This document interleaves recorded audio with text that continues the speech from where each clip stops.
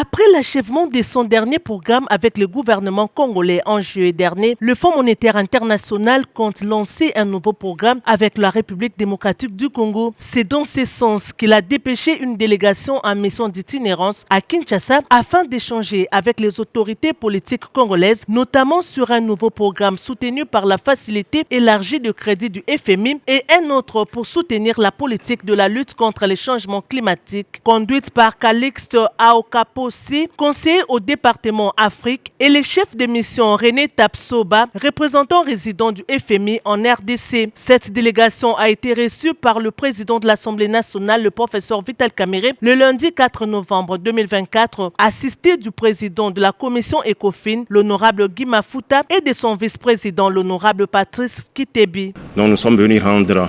visite au président de l'Assemblée nationale et à ses équipes pour faire déjà le point sur le programme qui a expiré en juillet dernier et puis les objectifs du nouveau programme, et ensuite solliciter son soutien pour aider à la mise en œuvre des nouveaux programmes. Parce que l'Assemblée nationale a un rôle très important à jouer pour la crédibilité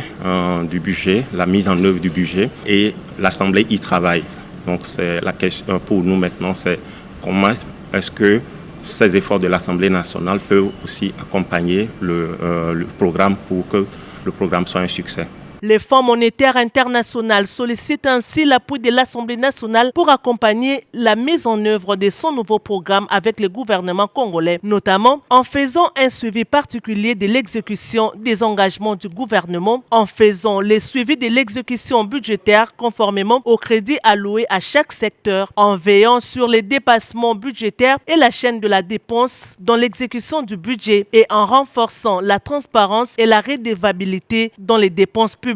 Très attentif, le président de l'Assemblée nationale, le professeur Vital Kamerhe, a salué la demande exprimée par le Fonds monétaire international. Vital Kamerhe a non seulement garanti l'accompagnement de la Chambre basse du Parlement à travers sa mission de contrôle parlementaire et une collaboration permanente entre la commission ECOFIN et les experts du FMI basés à Kinshasa, mais aussi il a sollicité un renforcement des capacités des membres de l'ECOFIN par le Fonds monétaire international. À cette demande, le chef de mission du FMI, Calixte Aokapo, a annoncé que cette institution financière internationale basée à Washington va envoyer, selon les calendriers fixés par l'Assemblée nationale, ses experts pour faire le renforcement des capacités de la commission ECOFIN.